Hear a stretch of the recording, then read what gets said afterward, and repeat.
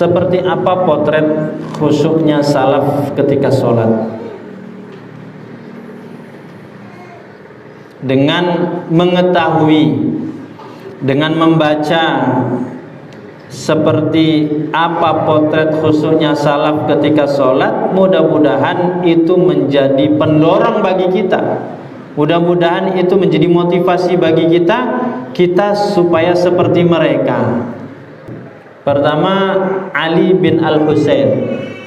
Sosok Ali bin Al-Husain ini Ali bin Al-Husain ini putranya Ali bin Abi Thalib. Jadi Ali bin Al-Husain bin Ali bin Abi Thalib, berarti cucunya Rasulullah SAW. Beliau ini ahli ibadah. Kalau orang-orang Syiah menjuluki beliau ini Imam Zainul Abidin. Orang-orang Syiah memberikan gelar kepada beliau ini dengan julukan Imam Zainul Abidin. Beliau ini ahli ibadah, orang yang kalau meriwayatkan hadisnya disebut dengan orang yang siqah. Karena Ali bin Al-Husain idza farigha min wudu'ihi lis-shalah. Ali bin Al-Husain itu apabila selesai wudu untuk sholat, maksudnya wa sara baina wudu'ihi wa sholatihi akhadathu ra'datun wa nafadah. Kemudian ada waktu, ada jeda, ada kesempatan antara selesai dia wudu dengan pelaksanaan sholat. Apa yang beliau alami, apa yang beliau rasakan? Akhadathu ra'dah wa nafadah. Beliau begitu cemas dan takut. Beliau begitu cemas dan takut. Selesai wudu, ada waktu, ada kesempatan jeda antara selesai wudu dengan akan melaksanakan sholat. Apa yang dialami, yang dirasakan oleh Ali bin Husain? Ru'dah wa nafadah, itu takut, cemas, khawatir, bercampur baur di dalam hati. Seperti apa? Ya, seperti laki-laki mau datang ke calon mertua. Laki-laki mau datang ke melamar perempuan. Apa yang dirasakan? Wah, cemas-cemas kan ya? Campur aduk rasanya. Atau seperti seseorang akan menghadap orang yang hebat, orang yang besar, orang yang mulia. Orang akan menghadap pejabat, orang akan menghadap penguasa. Waktu jeda, dia sudah datang ke kantornya, sudah datang ke tempat yang akan dia temui tadi, tetapi suruh nunggu. Kira-kira apa yang dia alami, dia rasakan? Perasaan-perasaan khawatir, cemas gitu kan. Tapi kalau ini Ali bin Al-Husain rasanya ru'da itu takut. Faqila lahu fi dzalik, ketika beliau ditanya, "Kenapa kamu kok seperti itu?" Ada kekhawatiran, ada rasa takut menjelang sholat setelah berwudu. Faqala, maka Ali bin Al-Husain menjawab, "Waihakum atadruna ila man akum." Celaka kalian tidak tahu ya, saya ini mau berdiri menghadap siapa coba? Saya ini akan berdiri menghadap kepada Allah. Kepada siapa? Kepada Allah. Kalau orang akan menghadap penguasa, orang akan menghadap pejabat, itu ada perasaan takut, ada perasaan khawatir. Yang saya akan hadapi ini bukan hanya pejabat, bukan manusia, tetapi Allah Subhanahu wa ta'ala Sang Khalik. Maka wajar saya takut. Wa man uridu an unaji, demikian juga kepada siapa saya akan berbicara. Kalau orang yang biasa berinteraksi, orang biasa berurusan dengan penguasa, pejabat, dia sebagai bawahan, dia sebagai karyawan, dia sebagai pekerja, ini biasa merasakan seperti ini. Ketika disuruh menunggu, akan berhadap, apa yang mau dia ucapkan aja dia pikir dulu. Apa yang dia ucapkan saja dia hati-hati, dia susun bahasanya. Dia susun bahasanya, dia ungkapkan dengan dengan gaya yang baik, diatur sedemikian rupa, dengan cemas, dengan khawatir. Apalagi ini kepada Allah Subhanahu wa taala. Ini mohon maaf, kadang ada orang sambil takbiratul ihram menguap. Allah, dibuka mulutnya sambil nguap. Itu kalau di hadapan penguasa, di hadapan pejabat, kira-kira gimana? Mengucapkan Allah tapi nguap.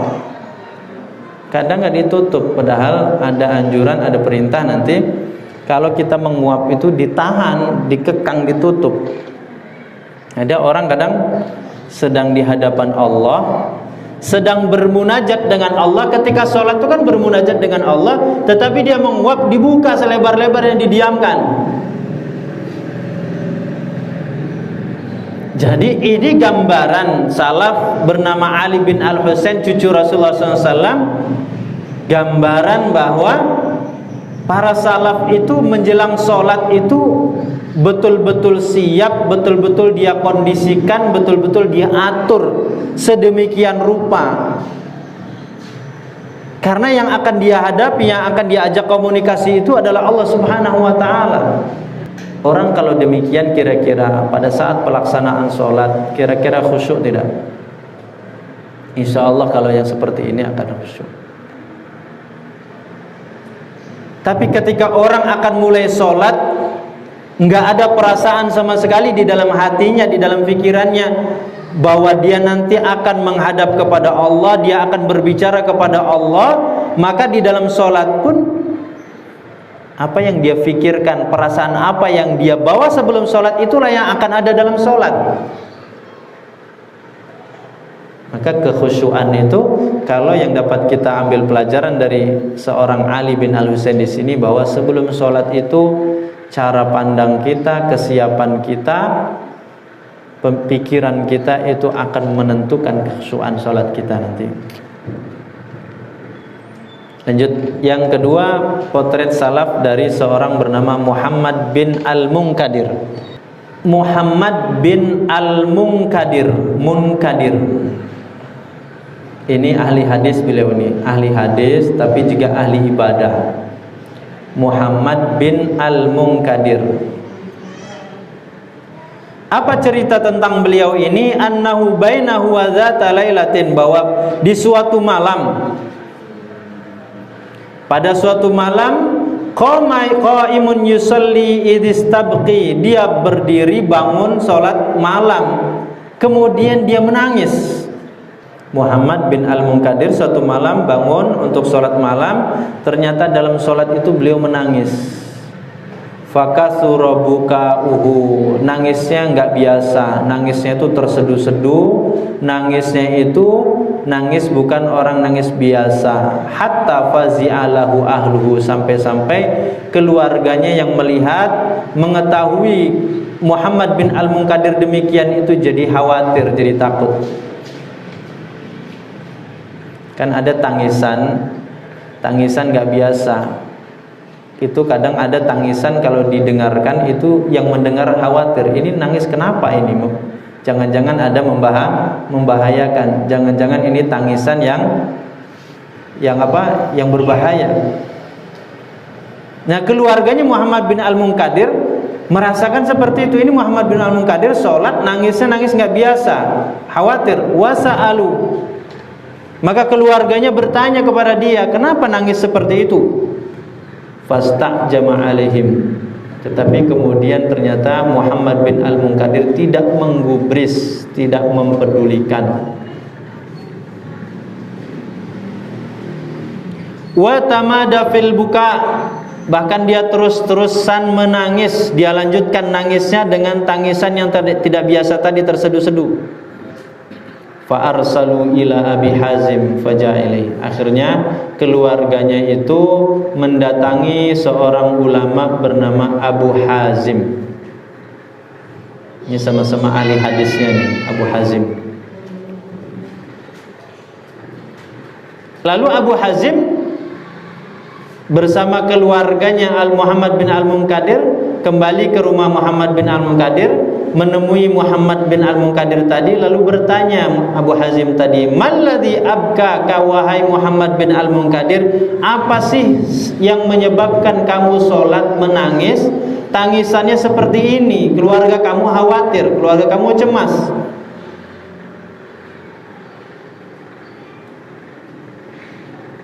Qala, maka jawaban Muhammad bin Al-Munkadir, marrat bi ayatun, saya membaca sebuah ayat.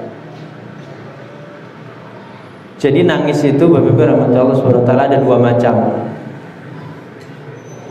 Kalau orang sholat nangis, nangisnya itu nggak ada hubungannya dengan sholat, maka itu tidak boleh. Orang lagi sholat terbayang hutang, kok nggak kebayar-bayar sekian lama, nangis, itu nggak boleh. Nggak ada hubungannya dengan sholat. Orang sedang sholat ingat ternyata orang tuanya itu apa? Lama nggak pernah disapa, nggak pernah ditelepon, terus nangis dalam sholat, itu nggak boleh, nggak ada hubungan dengan sholat. Orang nangis ketika sholat teringat anaknya di pesantren, lama nggak dijenguk, nangis, nggak boleh, nggak ada hubungan dengan sholat. Itu nangis yang pertama dalam sholat, tidak boleh. Yang boleh itu nangis ketika sholat itu yang berkaitan dengan sholat, seperti Muhammad bin Al-Munkadir ini, dia baca ayat, oh ayat itu tentang neraka, menjadikan dia semakin takut, kemudian dia nangis. Berbicara tentang apa? Hari kiamat, berbicara tentang siksa, berbicara tentang azab, ayat itu dia paham artinya, dia tahu artinya, kemudian dia nangis. Berhubungan dengan sholat, berkaitan dengan sholat. Dia membaca ayat berkaitan dengan surga, saking harunya ingin mendapat, kemudian menangis kepada Allah ketika sholat. Itu boleh dibenarkan, ada hubungannya dengan sholat. Jadi ketika sholat ada orang nangis itu ditanya dulu, nangisnya karena apa, kan gitu. Jangan mentang-mentang ada orang nangis, wah ini orang khusyuk banget nih sampai nangis. Ternyata setelah sholat ditanya, kamu nangis karena apa? Ternyata nangis karena sudah lama nggak ketemu anak. Nah, lain lagi nih ceritanya.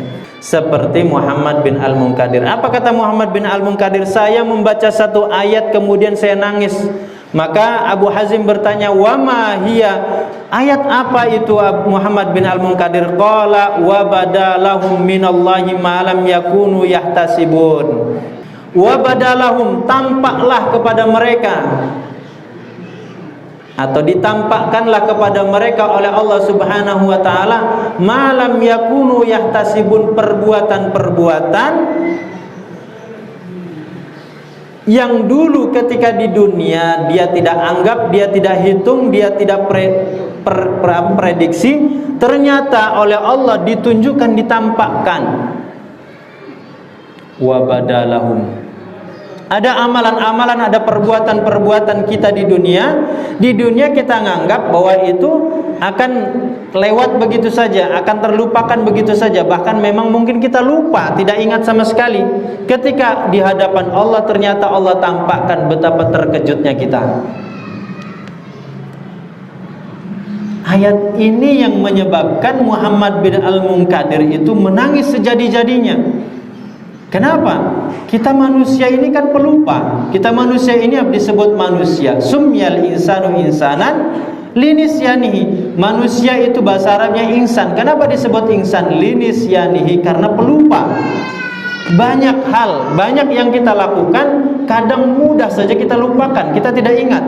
Padahal kelak di yaumil qiyamah oleh Allah itu akan ditampakkan, ditunjukkan kepada kita. Kan terkejut kita. Kan terkejut. Ada orang merasa nggak ada masalah dengan saudaranya. Ternyata setelah ditanyakan, ada masalah apa dengan saya? Banyak katanya. Gimana kira-kira? Saya perasaan nggak ada masalah dengan kamu. Apa sih kesalahan saya? Ternyata setelah ditanyakan jawaban saudara kita apa? Banyak. Terkejut nggak? Terkejut. Nah, kalau di dunia kan bisa diislah, di dunia bisa diperbaiki, di dunia bisa minta maaf. Kalau sudah di hadapan Allah, nggak ada lagi kata minta maaf, tidak ada kata lagi islah, tidak ada kata lagi untuk diperbaiki. Yang ada jaza, balasan dari Allah Subhanahu Wa Taala. Maka Muhammad bin Al-Munkadir tadi apa? Menangis sejadi-jadinya. Kalau dihitung pasti akan banyak yang kita lupa. yang pernah kita lakukan, kesalahan yang pernah kita lakukan, kalau kita catat, kalau kita hitung pasti akan banyak jumlahnya, dan itu di hadapan Allah, Allah akan tunjukkan, ini kesalahan kamu, ini perbuatan kamu, ini kelakuan kamu di dunia.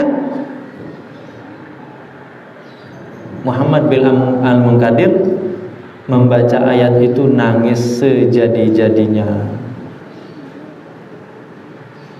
Ketika mendengar jawaban seperti itu, Abu Hazim yang tadi sebenarnya diminta keluarganya Muhammad bin Al-Munkadir untuk menenangkan, untuk mendiamkan Muhammad bin Al-Munkadir yang sedang nangis dalam sholat tadi, ketika mendengar jawaban Muhammad bin Al-Munkadir, malah dia akhirnya ikut-ikutan menangis. Kenapa? Karena tahu sebabnya, tahu alasannya.